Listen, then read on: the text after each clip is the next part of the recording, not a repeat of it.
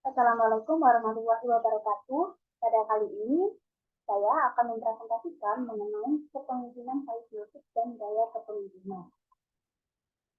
Sebelum itu, perkenalkan, nama saya Udin Gayatri Nigma dengan NIM 21503020111114.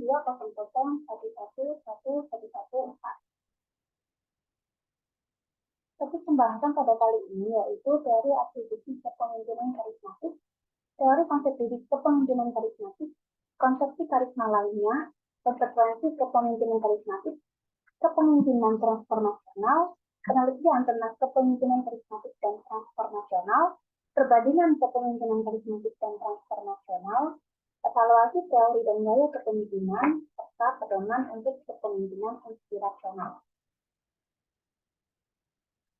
Nah, saya jelaskan terlebih dahulu apa sih pemimpin karismatik itu. Nah, pemimpin karismatik adalah pemimpin yang dapat mewujudkan atmosfer motivasi atas dasar prinsip dan identitas emosional pada sisi filosofi dan gaya mereka dalam diri bawahannya.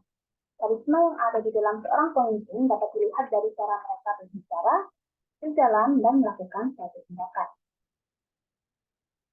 Lalu ada teori atribusi kepemimpinan karismatik. Teori ini didasarkan pada asumsi bahwa karisma merupakan sebuah fenomena yang berhubungan atau atribusional. Adapun perilaku pemimpin karismatik yang pertama yaitu memiliki sisi yang baru dan menarik, lalu memiliki daya tarik emosional terhadap nilai, memiliki perilaku non-konvensional, pengorbanan diri, dan keyakinan serta optimisme. Adapun proses pengaruh yang melibatkan keinginan pengikut untuk menyenangkan dan mendidik pendidik.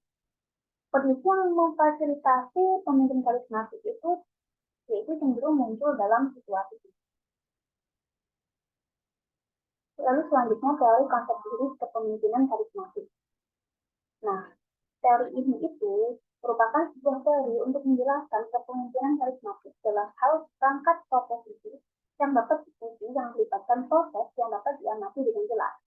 Bukti kepemimpinan karismatik disediakan oleh hubungan antara pemimpin dan pengikut, dan seorang pemimpin karismatik memiliki efek dalam dan tidak biasa pada pengikut. Sifat dan perilaku pemimpin yaitu yang pertama mengartikulasikan visi yang menarik, menggunakan bentuk komunikasi yang kuat dan ekspresif ketika mengartikulasikan visi tersebut, mengambil resiko pribadi dan membuat pengorbanan diri untuk mencapai visi, mengkomunikasikan harapan yang tinggi, mengekspresikan optimisme kepada pengikut, membuat model perilaku yang konsisten dengan visi, mengelola kesan pengikut terhadap pemimpin, membangun identifikasi dengan organisasi, dan memberdayakan pengikut. Adapun proses pengaruhnya yaitu yang pertama ada identifikasi personal, identifikasi sosial, internalisasi, aplikasi diri dan kolektif, dan penularan emosional. Adapun kondisi yang memfasilitasi teori ini yaitu terjadi ketika visi pemimpin sesuai dengan nilai dan identitas tersebut. Lalu konsepsi karisma lainnya. Konsepsi ini mengulas beberapa konsepsi yang lain mengenai karisma yang memberikan wawasan yang berguna mengenai sifat dari bentuk kepemimpinan yang kompleks.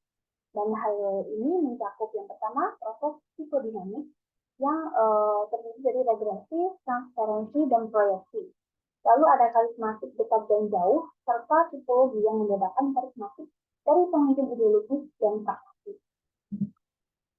Lalu selanjutnya ada konsekuensi dari kepemimpinan karismatik, yaitu ada karismatik positif dan negatif, efek karismatik positif, sisi gelap karisma, dan implikasi praktis untuk organisasi.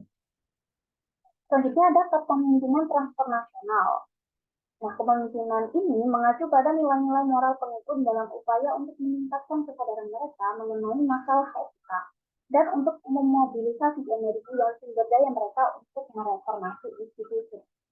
Nah, di sisi lain itu terdapat kepemimpinan transaksional di mana memotivasi pengikut dengan menarik kepentingan pribadi mereka dan bertukar manfaat.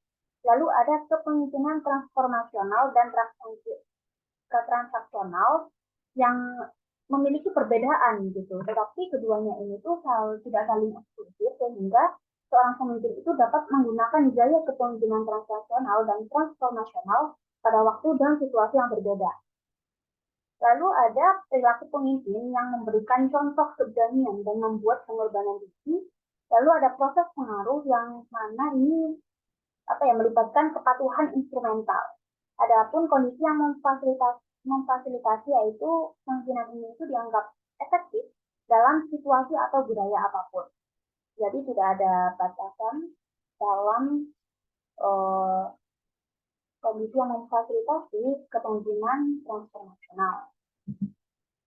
Lalu ada penelitian tentang kepemimpinan karismatik dan transformasional. Yang pertama ada melalui survei, lalu ada eksperimen laboratorium dan lapangan, adapun analisis geografi komparatif pemimpin, serta ada studi kasus intensif.